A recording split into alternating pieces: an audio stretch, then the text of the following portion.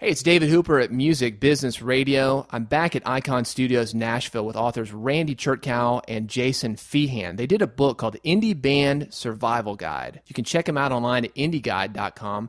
These guys know what they're talking about. They're in a band out of Chicago called Beat Nick Turtle, and today we're going to be talking about global presence and online concerts. Guys, thanks for being back here. Sure, happy to be here.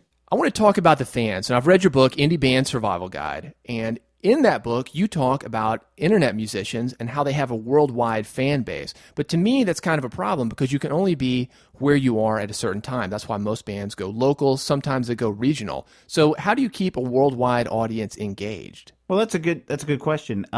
Obviously, one of the ways is to use social media sites like Twitter and Facebook and MySpace to really connect with your audience. You know, take them behind the scenes and share what you're doing. Yeah, because what's changed is that communicating with fans used to be about broadcasting a message, and now it's really a conversation. You're talking with them. For example, one time our band set up webcams around our studio and recorded an entire album live on the internet using a service called Ustream.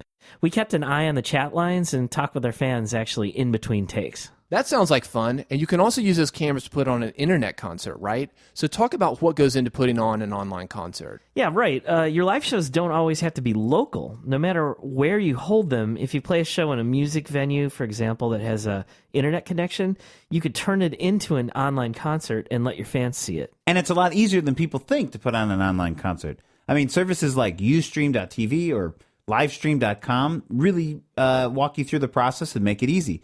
If you have a video camera or a web camera that you can hook into your computer, it's pretty simple to start broadcasting to your fans. Oh, and one more point. Even though it's video, you really want to pay a lot of attention to the audio since this is an audio concert after all.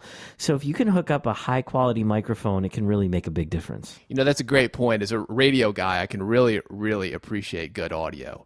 Guys, I appreciate you being here. And if you like what Randy and Jason had to say, they've got a great book. It's called Indie Band Survival Guide. You can get it wherever books are sold, at Amazon.com, BN.com. And they've got an online guide as well at indieguide.com. We've also got something on our site, musicbusinessradio.com. It's more information on this topic. It's a quick start guide, and you can download it right now at musicbusinessradio.com. See you next week.